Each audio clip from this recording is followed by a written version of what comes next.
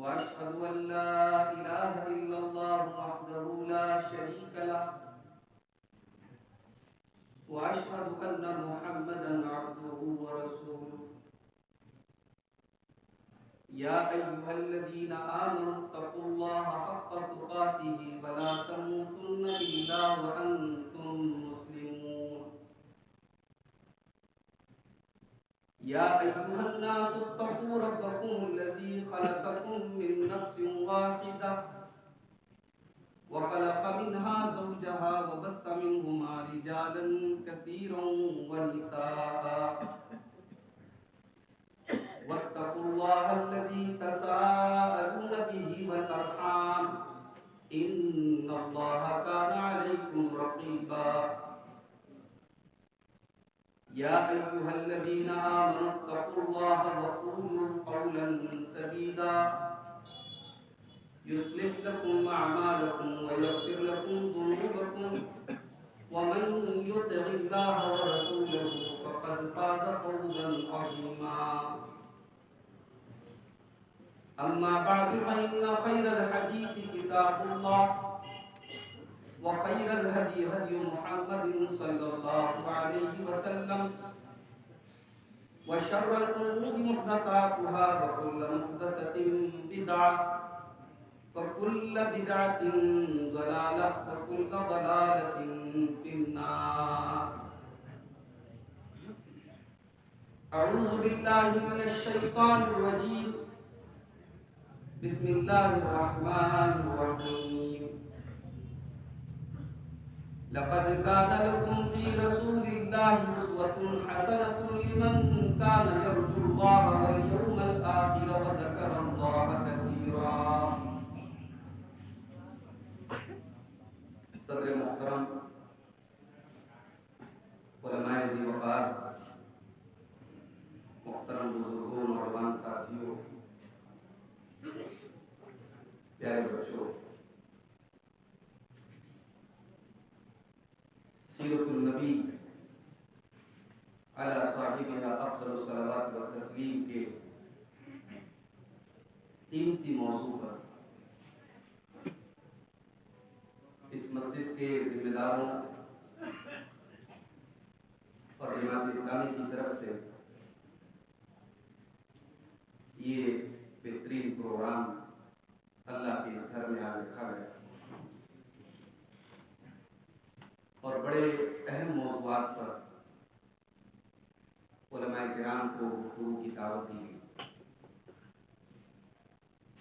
اس سے پہلے ہمارے بڑے محترم استاذ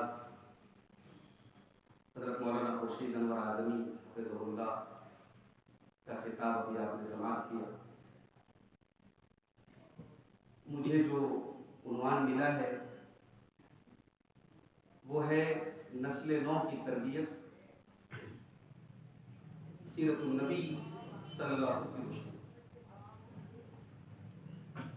میرے بھائیوں،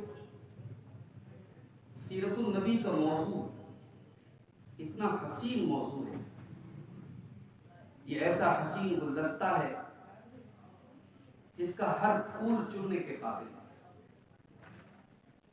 سیرت النبی وہ نسخہ کیمیا ہے جس میں آج امت کے تمام مسائل کا حل ہوتا ہے۔ سیرت النبی وہ نقطہ اتحاد ہے جس پر آج مسلمانوں کے تمام مسالک اور تمام مکاتب فکر کو متحد کیا جاتا ہے۔ دنیا کے اندر بہت ساری شخصیات آئیں، ان کی زندگیوں کو قلم بند بھی کیا ہے،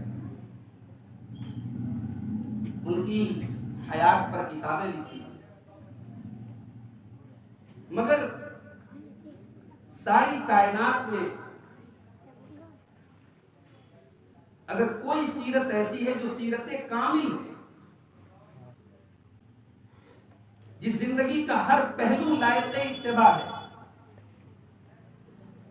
تو وہ ہستی صرف ایک ہے، اور وہ جناب محمد رسول اللہ صلی اللہ علیہ وسلم۔ اللہ تعالیٰ نے علل اطلاق، اللہ تعالیٰ نے اپنے نبی کی زندگی کے کسی خاص پہلو کو خاص نہیں کیا کہ اس کو نمونہ بنا۔ مثال کے طور پر اللہ نے یہ نہیں کہا کہ نماز کو نمونہ بنا،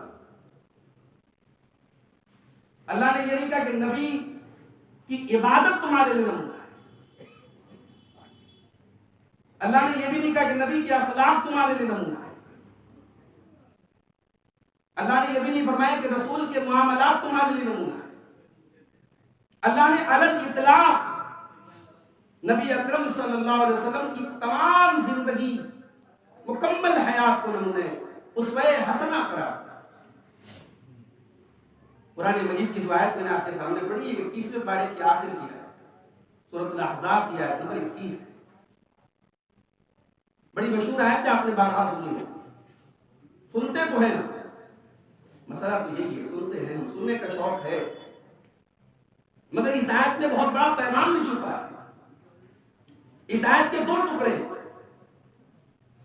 لَقَدْ كَانَ لَكُمْ فِي رَسُولِ اللَّهِ أُسْوَةٌ حَسَنَةٌ، یہ ایک ٹکڑا ہے۔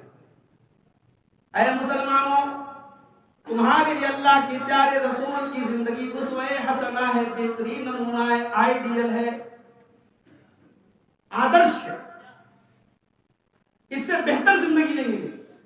نبی اکرم تمہارے لیے نمونہ ہے، بہترین نمونہ۔ اللہ نے اتنا کہہ کے بس نہیں کیا، اتنا ٹکڑا تو ہم سب کو یاد بھی ہوگا، ہم سنتے رہتے ہیں۔ اس آیت کا اگلا ٹکڑا قابل ہے، لمن کان یرجو اللہ والیوم الآخر، اللہ کے نبی نمونہ ہے، اسوہ حسنہ ہے، آپ کی زندگی قابل اتباع ہے، آپ کی زندگی نمونہ بنانے کے قابل ہے، مگر یہ سب کے بس کی بات نہیں ہے۔ نبی اکرم کو نمونہ وہی انسان بنا سکتا ہے لمن کان یرجو اللہ، جس کے دل میں اللہ کا ڈر ہو، اللہ سے ملنے کی امید ہو، والیوم الآخر، اور جس کے اندر قیامت کے دن کے اوپر ایمان ہو۔ جب تک اللہ کے اوپر ایمان نہیں، جب تک جزا اور سزا کا خوف نہیں ہے، جب تک اللہ کی بارگاہ میں پیش ہونے کا احساس نہیں ہے، محبت رسول پر باتیں ہوں گی، واقعات بیان کیے جائیں گے، پروگرام ہوں گے، کانفرنسیں ہوں گی، نعرے لگیں گے، محبت کے بہت سارے مظاہر ہوں گے، مگر نبی کو نمونہ بنانے کی ہمت وہی انسان کر سکتا ہے جس کے اندر یہ دو چیزیں پائی ہیں، جو اللہ کی سے امید رکھتا ہو، اللہ سے ملنے کی امید رکھتا ہو، اور قیامت کے دن کے اوپر ایمان رکھتا ہو، وذکر اللہ کثیرا، اور اللہ کو کثرت سے یاد کرتا ہو۔ میرے بھائیوں، میرا موضوع ہے نسل نو کی تربیت۔ نسل نو مینس ہماری نوجوان نسل، ہماری ینگ جنریشن، ہماری وہ نسل جس سے اس امت کے مستقبل کی امیدیں وابستہ ہیں۔ ہم جانتے ہیں دنیا کی ہر قوم کا جو کیپٹل ہوتے ہیں، جو سرمایہ ہوتے ہیں، اس قوم کے نوجوان ہوتے ہیں۔ امت مسلمہ آج بہت سارے چیلنجز سے دوچار ہیں، بہت سارے مسائل سے شکار ہے، بہت سارے پرابلم سے جوجھ رہی ہے۔ یہ امت جب امید کی نظروں سے اپنی نوجوان نسل کی طرف دیکھتی ہے تو بہت افسوس کے ساتھ اسے اپنی نظروں کو واپس ہونا پڑتا ہے۔ آج ہماری نسل نو، ہماری نوجوان نسل کہاں ہے؟ اس کی ترجیحات کیا ہیں؟ اس کی پسند کیا ہے؟ اس کی زندگی کا معیار کیا ہے؟ کیا اس نے واقعی اپنے نبی کو نمونہ بنایا ہے؟ نہیں بنایا۔ اگر بنایا ہوتا تو ہمارا یہ حال نہ ہوتا۔ اخلاقی اعتبار سے، معاملات کے اعتبار سے، عبادات کے اعتبار سے، عقیدے کے اعتبار سے، ہر اعتبار سے آج امت کی نوجوان نسل کی حالت افسوسناک ہے۔ میرے پیارے نبی کی زندگی میں ہم دیکھتے ہیں نوجوانوں سے آپ کو بڑا گہرا تعلق تھا. پیارے نبی صلی اللہ علیہ وسلم کے اوپر ایمان لانے والے اکثر لوگ نوجوان تھے. آپ کے صحابہ کرام میں صف اول کے جو لوگ تھے وہ نوجوان تھے. حضرت علی مرتضی نوجوان تھے, حضرت زید بن حارثہ نوجوان تھے, حضرت بلال بن رباح نوجوان تھے, حضرت اسامہ بن زید نوجوان تھے, حضرت خالد بن ولید نوجوان تھے. جنگ بدر میں ابو جہل کو دھول چٹانے والے تو کم عمر لڑکے تھے.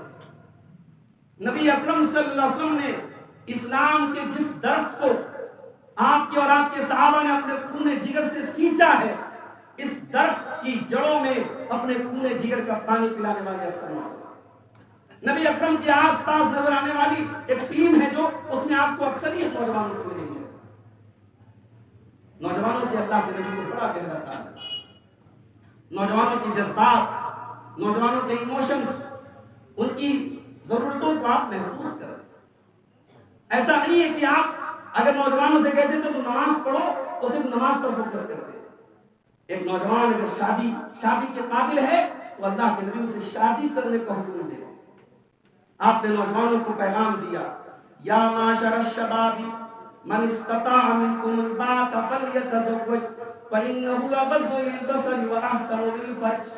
اے نوجوانوں, شادی کے قابل ہو تو شادی کرو. تمہاری نظروں کی حفاظت, تمہاری شرمگاہ کی حفاظت اسی سے ہو. یہ نبی کے الفاظ ہیں بھائی. تقریریں سن کے نوجوانوں کی شرمگاہ کی حفاظت نہیں ہوگی, نمازیں پڑھ کے ان کی شرمگاہ کی حفاظت نہیں ہوگی. اگر وہ شادی کے قابل ہیں, یہ پیارے رسول کا حکم ہے, یہ ہمارے نبی کو حکم ان کی شادی کا. اور آگے بڑھیں. ایک مرتبہ ایک قبیلے کے چند لوگ نئے مسلمان ہوئے, پیارے نبی صلی اللہ علیہ وسلم کے پاس آئے. اس قبیلے کے اندر ایک نوجوان صحابی, تو ان کا نام تھا مالک بن حویرث رضی اللہ عنہ. وہ کہتے ہیں اتینا الی النبی صلی اللہ علیہ وسلم ونحن شبابۃ متقاربون. ہم لوگ اللہ کے نبی کے پاس آئے, ہماری جو ٹیم پہنچی اللہ کے رسول کے پاس, ہم نوجوانوں کی ٹیم تھی. یہ قابل غور بات ہے, ہمارے یہاں فجر کی نماز میں اکثریت بزرگوں کی ملے گی. کوئی دینی کام ہو, کوئی دین سے متعلق کام ہو, اس کی بات دو رات زیادہ بزرگ حضرات سماعتیں ہوئے نظر آئیں, نوجوان پیچھے پیچھے نظر آئیں. یہاں اللہ کے رسول کے بعد دین سیکھنے کے لیے, دین کو جاننے کے لیے, عبادات کا طریقہ سیکھنے کے لیے صحابہ کی ٹیم آئی اور کہتے ہیں ہم نوجوان تھے. فَأَقَمْنَا عِنْدَهُمْ 20 لَيْلَةً. ہم نے اللہ کے نبی کے پاس 20 دن تک قیام کیا, 20 دن تک رہے. اب ظاہر ہے وہ زمانہ آج کے زمانے کی طرح نہیں تھا. اب 20 دن اپنی فیملی سے دور ہیں. اب ظاہر ہے بچوں کی یاد آ رہی ہے, اس کو کچھ شادی شدہ بھی رہے, ان کو بیوی کی یاد آ رہی ہے, اہل و عیال کی یاد آ رہی ہے. تو حضرت مالک کہتے ہیں دیکھیے اللہ کے نبی اپنے صحابہ کرام کی نفسیات کو کیسا پڑھتے تھے, اپنے ساتھیوں کے مزاج کے کیسے مزاج شناس تھے اللہ کے. حضرت مالک کہتے ہیں فلما اشتقنا الی اہلنا, جب ہمارے اندر اپنے گھر والوں کی خواہش پیدا ہوئی, گھر جانے کی خواہش پیدا ہوئی. وَكَانَ رَحِيمًا رَفِيقًا, اور اللہ کے پیارے حبیب بڑے رحم دل تھے اور بڑے رفیق تھے, بڑے نرم دل تھے. آپ نے محسوس کر لیا کہ ابھی لوگوں کو گھر جانے کی ضرورت ہے. آپ نے فرمایا ارجعوا الی اہلی, آپ لوگ اپنے گھروں کو واپس چلے جائیں, اور جو دین آپ نے سیکھا ہے اب جا کر کے اپنے گھر والوں کو, اپنے اہل و عیال کو, اپنی فیملی کو, اپنے پریوار کو سکھائیں. وَلْيَؤُمُّكُمْ أَكْبَرُكُمْ, اور جو تم میں عمر دراز ہے, جس کی عمر زیادہ ہے, وہ نماز پڑھائے. وَصَلُّوا كَمَا رَأَيْتُمُونِي أُصَلِّي, اور نماز آپ نے مجھے پڑھتے ہوئے دیکھا ہے, اسی طریقے پر جا کے آپ اپنے گھروں میں, اپنے قبیلے میں جا کے نماز پڑھیں. اس حدیث کو بیان کر کے میں یہ بتانا چاہتا ہوں کہ اللہ کے پیارے نبی اپنے نوجوان صحابہ کرام کے جذبات کو سمجھ گئے کہ اب ان کو گھر کی یاد آ رہی ہے, ان کو گھر کی یاد. یہ تعلق تھا اللہ کے نبی کے صحابہ کے, نوجوان صحابہ کے. آج مسئلہ یہ ہے میرے بھائی, ہمارے بزرگوں کو شکایت ہے ہمارا نوجوان بڑا بگڑ گیا ہے, ہمارا نوجوان بڑا عیاش ہوتا چلا جا رہا ہے, ہمارا نوجوان نشہ خوری کی طرف جا رہا ہے, ہمارا نوجوان شراب نوشی کی طرف جا رہا ہے, سوال یہ ہے، یہ نوجوان آج نوجوان ہیں، کل یہ بچے تھے، اور یہ کسی کے بیٹے ہیں، اور یہ کسی کے بھائی ہیں، اور کوئی ان کا باپ ہے، اور کوئی ان کا گارجین ہے، یہ بچیاں ہیں، کوئی ان کی ماں ہے، کوئی ان کی بڑی بہن ہے، کوئی خالہ ہے، کوئی پھوپھی ہے، یہ جو گارجین ہیں ان کی کیا ذمہ داری ہے؟ بچوں کو پیدا کرنا، بچوں کو دنیاوی سہولتیں دینا، یہی صرف ایک ماں باپ کی ذمہ داری نہیں ہے۔ ماں باپ کی بہت بڑی ذمہ داری اپنی اولاد کی تربیت ہے، اور میں بڑے وثوق کے ساتھ اور بڑے اعتماد کے ساتھ کہتا ہوں کہ اگر قیامت کے دن وہ بیٹا پکڑا جائے گا جس نے ماں کی خدمت میں کوتاہی کی، جس نے باپ کے ساتھ اگر کسی قسم کی بدتمیزی کی، اگر اس بیٹے کی پکڑ ہوگی تو وہ باپ بھی نہیں بخشا جائے گا جس نے اپنے بچوں کی حق تلفی کی، جس نے اپنے بچوں کی تربیت صحیح طریقے سے نہیں کی، جس نے اپنے بچوں کی دنیا کی تو یاد رہی، اپنے بچوں کی دنیاوی تعلیم تو یاد رہی، اپنے بچوں کے لیے پراپرٹی بنانا تو یاد رہا، اپنے بچوں کے لیے بزنس کو آگے بڑھانا تو یاد رہا، اپنے بچوں کے دین کی کوئی فکر نہ رہی، اپنے بچوں کی آخرت کی کوئی فکر نہ رہی، اس باپ کی گردن پکڑی جائے گی۔ یہ اولاد ہماری گردنوں پر بہت بڑی امانت ہے میرے بھائی، اور یہ پیارے نبی نے ہمیں سبق دیا ہے۔ جب اللہ تعالیٰ نے قرآن کریم کی آیت نازل کی وَأَنذِرْ عَشِيرَتَكَ الْأَقْرَبِينَ، اے میرے حبیب آپ اپنے قریبی رشتہ داروں کو ڈرائیے، تو پیارے نبی صلی اللہ علیہ وسلم نے اپنے تمام خاندان اور قبیلے کے لوگوں کو اکٹھا کیا اور سب کو نام لے لے کر کہا، اے بنی فلاں، اے بنی فلاں، اے بنی فلاں، انقذوا انفسکم من النار، اپنے آپ کو جہنم کی آگ سے بچائیں۔ اسی موقع پہ آپ نے اپنی پھوپھی صفیہ کا نام لیا، یا صفیہ بنت عبد المطلب، اے عبد المطلب کی بیٹی صفیہ، انقذی نفسک من النار، اپنے آپ کو جہنم سے بچانے کا انتظام ہے۔ یا فاطمہ بنت محمد، اے میری لخت جگر فاطمہ، انقذی نفسک من النار، اپنے آپ کو جہنم سے بچانے کا انتظام ہے۔ یہ پیارے نبی کے الفاظ نہیں ہیں، یہ پیارے نبی ایک امت کے تمام گارجینز کو ایک سبق دے رہے ہیں کہ اپنے بچوں کے تئیں، ان کی آخرت کے تئیں فکر مند ہو جاؤ۔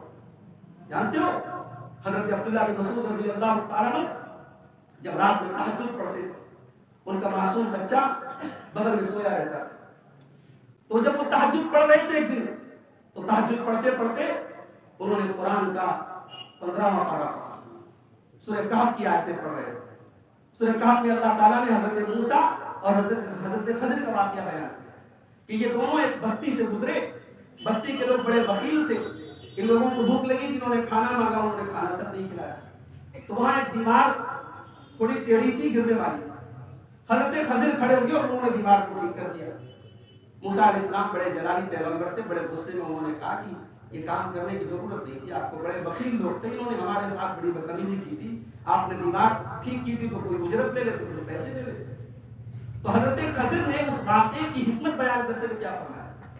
اللہ تعالیٰ نے بیان کیا قرآن کی سورہ نمبر آیت، وَأَمَّا الْجِدَارُ فَكَانَ لِغُلَامَيْنِ يَتِيمَيْنِ فِي الْمَدِينَةِ وَكَانَ تَحْتَهُ كَنْزٌ لَهُمَا وَكَانَ أَبُوهُمَا صَالِحًا، کہا کہ وہ دیوار دو یتیم بچوں کے مکان کی دیوار، ان بچوں کا باپ ایک نیک انسان تھا، باپ نے مرنے کے پہلے بچوں کے لیے اس مکان کی دیوار میں خزانہ چھپایا تھا، دیوار گر جاتی، خزانہ نکل آتا، گاؤں والے لوٹ لیتے، ان بچوں کا حق مارا جاتا۔ باپ نیک تھا، نیک باپ کی اولاد کے مال کی حفاظت کرنے کے لیے اللہ نے پیغمبر کو مقرر کر دیا کہ جاؤ اس دیوار کو گرنے مت۔ اس آیت کی تفسیر میں علامہ ابن کثیر لکھتے ہیں حفظا بصلاح ابیہما، دیکھو ان دونوں بچوں کے مال کی حفاظت کیوں ہوئی؟ ان کے باپ کی نیکی کی وجہ سے۔ آج لوگ اپنے بچوں کے فیوچر کے لیے کیا کیا کرتے ہیں؟ LIC کی پالیسیز لیتے ہیں، پراپرٹیز خریدتے ہیں، بینک بیلنس اکٹھا کرتے ہیں، اچھا کاروبار بڑھاتے ہیں، کیوں؟ ہمارے پریوار کو ہمارے باپ دقت نہ آئے، ہماری اولاد کو ہمارے باپ پریشانی نہ آئے۔ قرآن کریم کی آیت پیغام دے رہی ہے، اولاد کا فیوچر اگر ایشورڈ کرنا چاہتے ہو، اولاد کا بھوشیہ اگر سنشچت کرنا چاہتے ہو، اولاد کا مستقبل اگر بہتر بنانا چاہتے ہو، اپنے آپ کو نیک بناؤ، صالح بناؤ، اپنے آپ کو دیندار بناؤ۔ تمہاری دینداری، تمہارا تقوی، تمہاری صالحیت تمہارے بچوں کا۔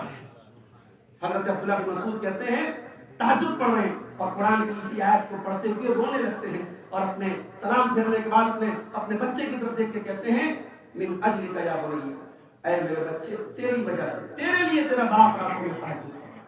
میرے بھائیوں وہ باپ آج اگر ہمیں یہ شکوہ ہے ہماری نوجوان نسل برباد ہو گئی تو مجھے کہنے دیجئے کہ آج ہمارے معاشرے میں ان بزرگوں کی بھی کمی ہے جو راتوں میں تہجد پڑھ کے اپنے بچوں کے لیے دعائیں کیا کرتے ہیں۔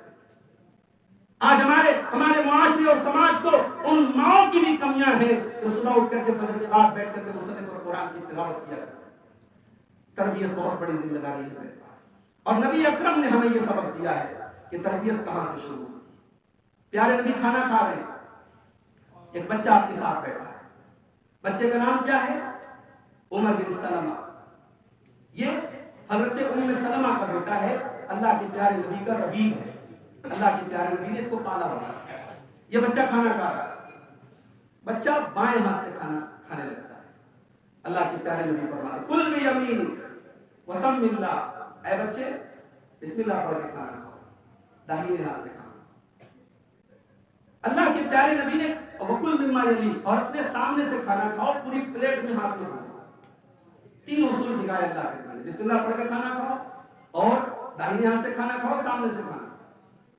حضرت عمر بن سلمہ کہتے ہیں کہ تا حیات پیارے نبی نے جو مجھے طریقہ سکھا دیا کھانے کا، وہی تا حیات مرتے دم تک وہی طریقہ مجھے یاد رہا، اسی طریقے پر بتایا۔ یہ جو ہم پڑھتے ہیں نا، بچوں کی سائیکولوجی میں یہ پڑھایا جاتا ہے کہ بچوں کو جو سکھا دیا جائے وہ پتھر کی طرح انمٹ ہو جاتا ہے، ان کے دماغ پہ نقش ہو جاتا ہے۔ تو نبی اکرم نے یہ سبق دیا کہ اپنے بچوں کو بچپن سے جو سکھاؤ گے وہ سیکھ لیں۔ مہاراشٹر کے شولہ پور میں ایک صاحب کے گھر میں گیا، 5 سال کا بچہ، اسے پوری سورہ ملک یاد ہے۔ یہاں کتنے نوجوانوں کو سورہ ملک یاد نہیں ہوگی؟ 2.5 پیج کی، حافظ قرآن پہ 2.5 پیج کی سورت ہے سورہ ملک، یاد کرنے میں پسینے چھوٹ جائیں گے۔ 5 سال کے بچے نے، میں نے پوچھا بیٹا تم کیسے یاد کر لیتے؟ کہا دادا روز پڑھتے رات میں سونے کے ٹائم میں نے سن کے یاد کر۔ ہمارے قوم کو، ہمارے سماج کو ان داداؤں کی ضرورت بھی ہے میرے پاس۔ اگر اس نوجوان نسل کی صحیح تربیت کرنا ہے، ہمیں ان داداؤں کی بھی ضرورت ہے جن کی دین کی نالج اتنی اچھی ہو اور رات میں سونے لگے تو اپنے پوتوں کو اللہ کے نبی کے واقعات، صحابہ کرام کے واقعات، انبیاء کرام کے واقعات سنائیں۔ آج ہماری قوم کو ان بزرگوں کی بھی ضرورت ہے۔ تربیت بہت بڑی ذمہ داری ہے میرے پاس۔ آج ہم اس ذمہ داری کو بھولے بیٹھے ہیں۔ ہمارا بچہ اسکول میں پڑھ رہا ہے، انگلش میڈیم اسکول میں، ہم بڑے مطمئن کے ساتھ شہر کے سب سے مہنگے اسکول میں ہم نے اپنے بچے کا ایڈمیشن کرایا۔ ہماری بچیاں آج کانوینٹ میں پڑھ رہی ہیں، ہم بڑے مطمئن ہیں کہ ہماری بیٹی جب تک بڑی ہوگی ہم فخر سے کہہ سکیں کہ ہماری بیٹی نے ہائر ایجوکیشن حاصل کی۔ ہائر ایجوکیشن تو دیا آپ نے، دین کتنا سکھایا آپ نے اپنی بیٹی؟ آپ کی اولاد نے دین کتنا سیکھا؟ ہمارے یہاں ماشاءاللہ ساڑی کا کاروبار ہے، اللہ بڑی مشکلات اور پریشانیوں کا بھی دور چل رہا ہے، اللہ آسانی فرمائے، برکتیں دے ہمارے کاروبار میں۔ لیکن میرے بھائی بچہ آپ کا بڑا، آپ کا کاروبار بچے نے سنبھالا، کاروبار میں نئے نئے طریقے آپ کے بچے نے آزمائے۔ آپ کے بچے کے پاس دین کی کیا جانکاری، دین کی کیا نالج؟ آپ کا بچہ حلال و حرام کے متعلق کتنا فکر مند ہے؟ آج علماء کے پاس تو فون آنے بند ہو گئے، مولوی صاحب یہ کاروبار کر سکتے ہیں کہ نہیں؟ اب تو کاروبار کرنے کے بعد فون آتا ہے، ہاں یہ شروع کر دیا، یہ کیسا کرتا ہے؟ وہ زمانہ تھا جو علماء کے پاس فون کرتے تھے، کوئی نیا کام کرنا ہے سوچتے تھے۔ حضرت عمر فاروق کہا کرتے تھے، بازار مدینہ کے بازار میں جاتے تھے، کہا کرتے تھے لا یبیع فی ھذا السوق الا من فقہ فی الدین، کہ اس مارکیٹ میں وہی بزنس کرے جو دین کا جانتا ہے۔ بھائی آپ حدیث کی کتابوں میں جا کے دیکھیں، کتاب البیوع کے نام سے ایک الگ سے پورا چیپٹر، تجارت کیسے کی جائے، بزنس کیسے کی جائے۔ شریعت نے ہمیں کاروبار کے معاملے میں، بزنس کے معاملے میں آزاد نہیں چھوڑا، وہاں بھی اصول بتائے، وہاں بھی قوانین بتائے ہیں، وہاں بھی جائز ناجائز بتائے۔ ہمیں بس اس سے مطلب ہے ہمارا بیٹا بزنس کو آگے لے کے جا رہا ہے، ہمیں بچوں کی آخرت کے متعلق کوئی فکر نہیں، حلال و حرام کے متعلق کوئی فکر نہیں ہے۔ اللہ کے پیارے نبی کو فکر ہوتی تھی، اللہ کے پیارے حبیب مسجد میں بیٹھے ہوئے، آپ کے نواسے سیدنا حسن رضی اللہ تعالیٰ عنہ مسجد میں کھیل رہے اور صدقہ کی کھجوریں آئی ہوئی ہیں جو مسجد کے گوشے میں رکھی ہوئی۔ حضرت حسن رضی اللہ تعالیٰ عنہ نے ایک کھجور اٹھائی اور بچے ہیں 5 سال کے، انہوں نے منہ میں ڈالی، اللہ کے پیارے نبی کی نظر پڑی۔ آپ چاہتے تو کھجور نکال کے منہ میں سے پھینک دیتے، بات ختم ہو جاتی، اس سے کھجور حضرت حسن کے حلق میں نہ جاتی، بس یہ ہوتا، بچے کی تربیت نہ ہوتی، بچے کو سبق نہ ملتا۔ اللہ کے پیارے حبیب صلی اللہ علیہ وسلم نے اپنے نواسے سے، اس 5 سال کے بچے سے کہا ٹک ٹک بیٹا اس کو تھوک دے، نکال دے، اما شعرت انا لا ناکل صدقہ، تو میرا نواسا ہے، میرا لخت جگر ہے، میرے اہل بیت میں سے تو نہیں جانتا کہ یہ صدقہ کی کھجور ہے اور ہم صدقہ نہیں کھاتے۔ اس 5 سال کے بچے کو، اپنے 5 سال کے نواسے کو اللہ کے پیارے حبیب حلال و حرام بتا رہے، امت کو سبق دے رہے، اپنے بچوں کے بچپن سے حلال و حرام کی تمیز سکھاؤ، انہیں حلال و حرام کا فرق سکھاؤ۔ آج ہم نہیں سکھاتے میرے بھائی، آج ہمیں اس بات سے کوئی مطلب نہیں ہے، ہمیں اس بات سے مطلب ہے ہمارا بیٹا ہمارے بزنس کو آگے لے کے جائے، وہ کس طریقے سے پیسہ کما رہا ہے۔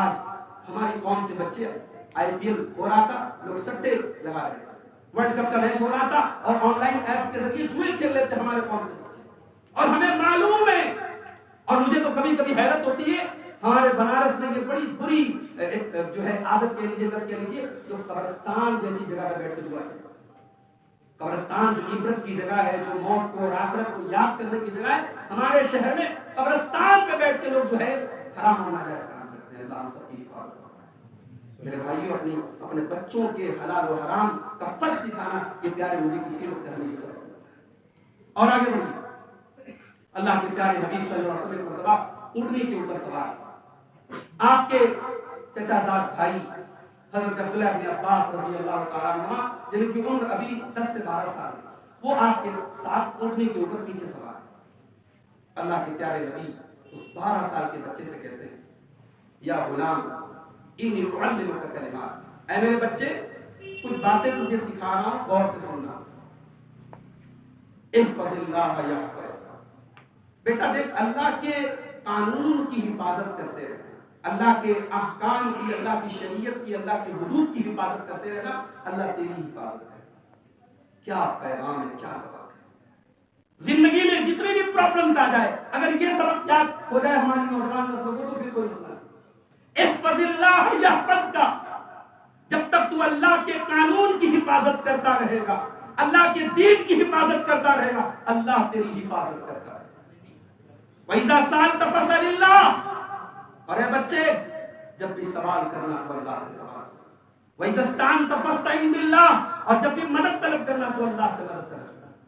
12 سال کے بچے کو اللہ کے نبی نے 3 جملوں میں پورے دین کی بنیاد سکھا دی، توحید سکھا دی، دین کی بنیادیں سکھا دی۔ اس کے بعد آپ نے فرمایا کہ اے میرے بچے وَعْلَمْ أَنَّ الْأُمَّةَ لَوِ اجْتَمَعُوا عَلَىٰ أَن يَنفَعُوكَ بِشَيْءٍ، ساری امت مل کر کے تجھے کوئی فائدہ پہنچانا چاہے، لا ينفعوك، نہیں پہنچا سکتی، الا ما كتبه الله لك، سوائے اس کے جو اللہ نے تیری تقدیر میں لکھ دیا۔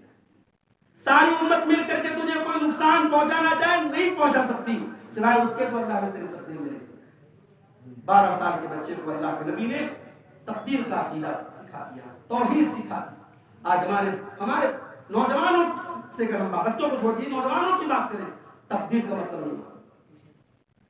انگلش میڈیم اسکول میں پڑھنے والے، میں کلاس 7 کلاس 8 ہائی اسکول تک کے بچوں کی بات کر رہا ہوں، ان سے بڑے موٹے موٹے دین کے سوالات آپ کر لیں، ہمارے بچے جواب نہیں جواب دے پائے۔ یہ بہت افسوس کی بات ہے۔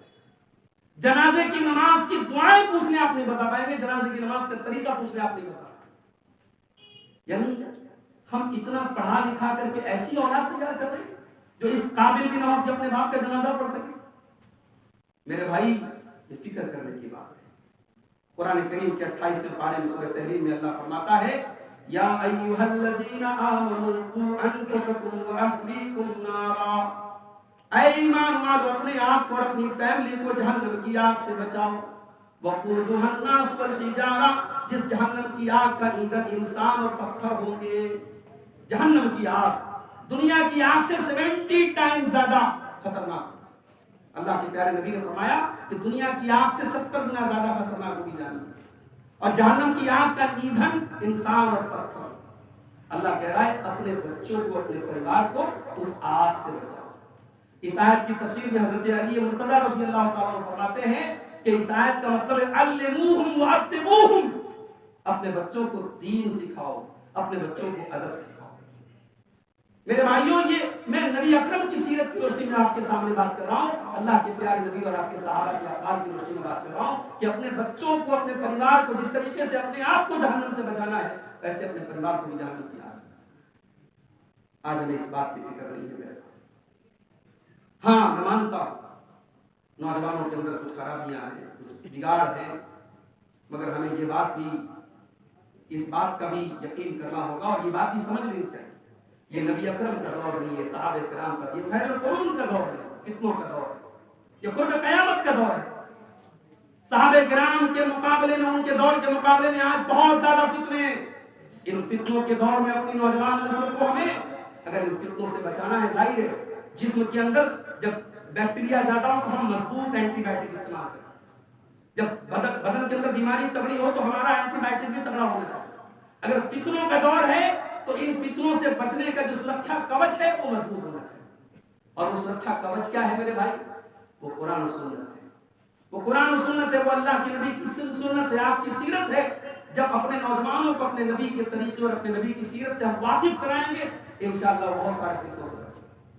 آج سیرت النبی کے اس پروگرام میں میں آپ کو ایک پیغام دینا چاہتا ہوں، یہاں بیٹھے ہر مسلمان کو ایک پیغام دینا چاہتا ہوں، کم از کم ایک کتاب آپ اپنی پسند سے، اپنے عالم دین سے پوچھ لیں، کوئی ایک کتاب سیرت النبی کے موضوع پر ضرور آپ اپنے گھر میں رکھیں، اور اگر آپ مجھ سے بات کریں گے تو میری نظر میں سیرت کی مشہور کتابوں میں اردو کی اگر بات کریں، علامہ شبلی نعمانی کی سیرت النبی بہت بہترین کتاب ہے، علامہ سلیمان منصور کی رحمۃ اللہ علیہ بڑی محبت اور عقیدت میں ڈوب کر کے لکھی گئی کتاب ہے، اسی طریقے سے علامہ صفی الرحمن مبارکپوری کی رحمۃ المختوم بہت بہترین کتاب ہے۔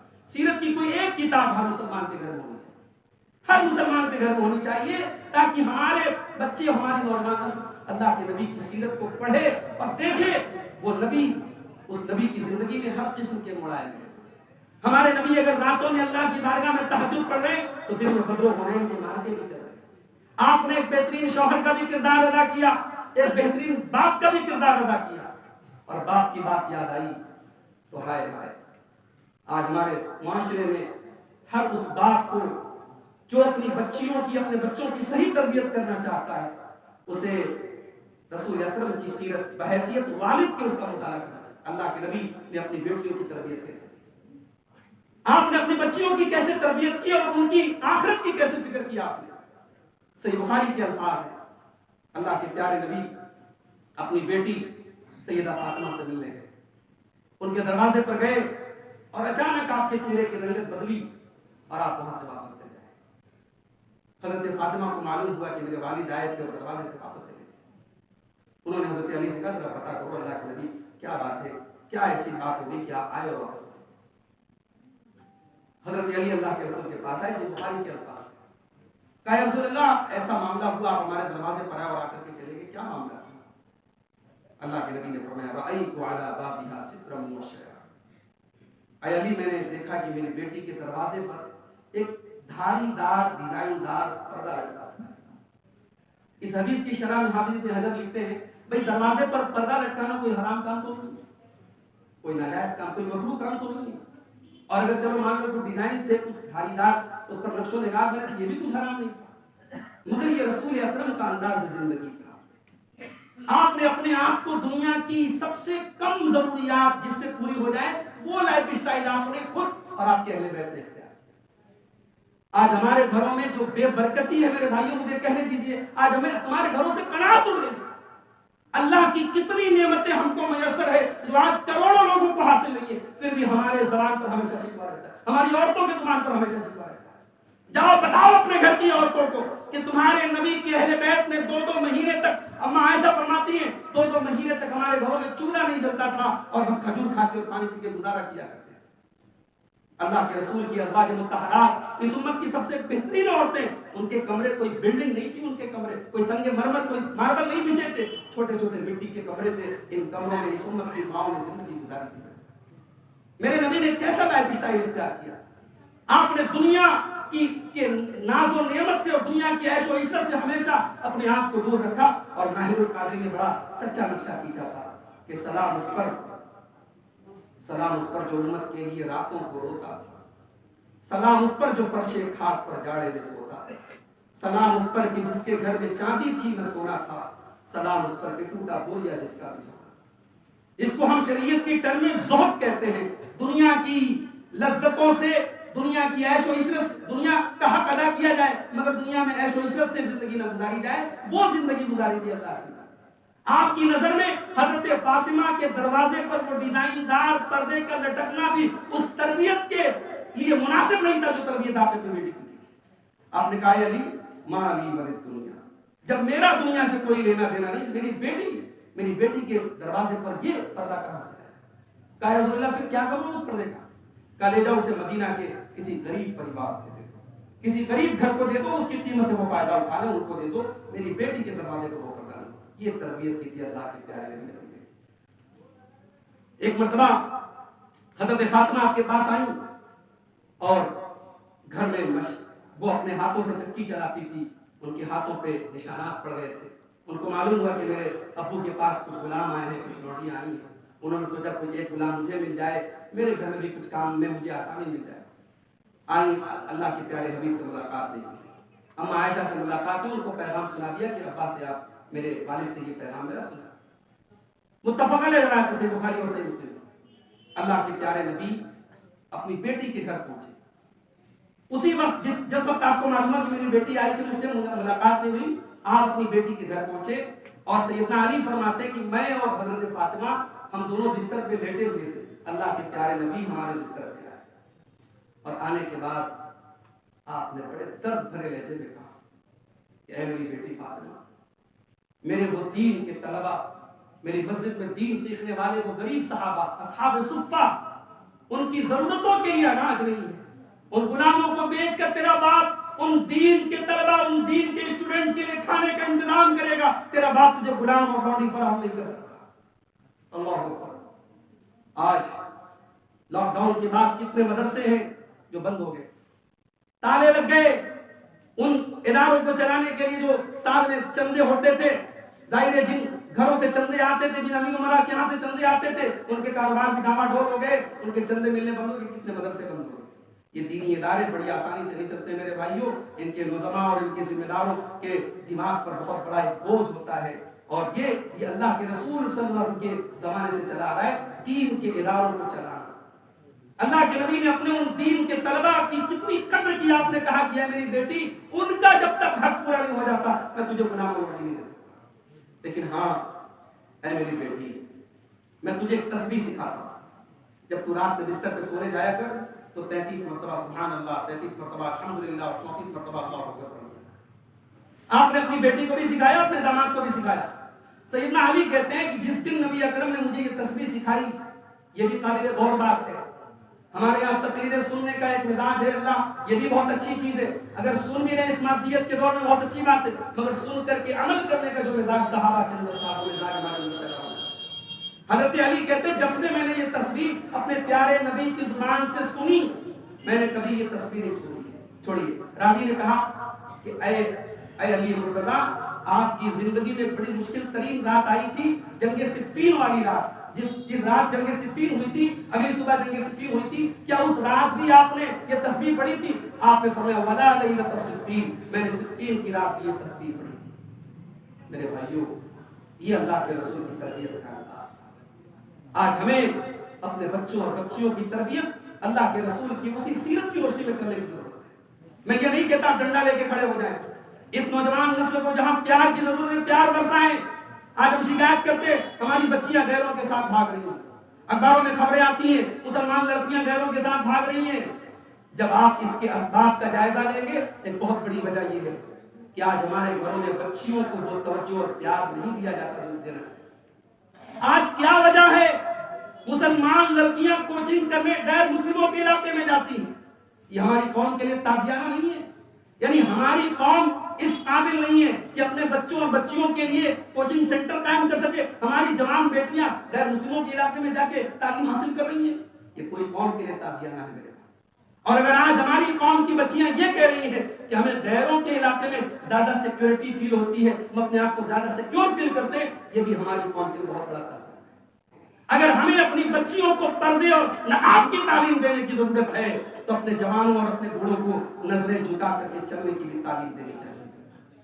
اگر قرآن ان عورتوں سے یہ حکم دیتا ہے وَلَا يُبْدِينَ زِينَتَهُنَّ، اپنی زیب و زینت، اپنی خوبصورتی کو ظاہر نہ کریں، تو قرآن یہ بھی کہتا ہے یغضضن قُلْ لِلْمُؤْمِنِينَ يَغُضُّوا مِنْ أَبْصَارِهِمْ، اے نبی مومن مردوں سے کہہ دو کہ اپنی نگاہوں کو نیچی رکھیں اور اپنی شرمگاہوں کی حفاظت کریں.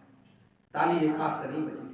कौम की औरतों को पर्दा दे दिया जाए और कौम के मर्दों को बेहया बना दिया जाए तो कौम का बेड़ा नहीं पार हो सकता। कौम के मर्दों को भी हया की जरूरत है और कौम की औरतों को भी हया, और हमारी कौम की बेटियों को यह बताने की जरूरत है कि ये पर्दा ये कोई समाज का बंधन नहीं है जो बीएचयू में जाके खुल जाए, जो शादी के हॉल में जाके खुल जाए, जो किसी फंक्शन में जाके खुल जाए। ये पर्दा तेरी पहचान है, तेरे दीन का हुक्म है, ये इबादत है, ये अल्लाह की तरफ से फरीजा है। ये पर्दा शादी हॉल में भी होना चाहिए। बड़े अफसोस की बात है मेरे भाई, सारा पर्दा शादी हॉल में सारे पर्दे का जर्दा मिल जाता है। हमने बड़े बड़े तहज्जुद गुजारों को, बड़े बड़े अल्लाह वालों को जिनके चेहरों पर माशाअल्लाह शरई दाढ़ी है, हमने उनके घरों में देखा शादी के मौके पर पर्दे की कोई रियायत नहीं है। साहब शादी का मौका है, आज कोई पर्दा नहीं।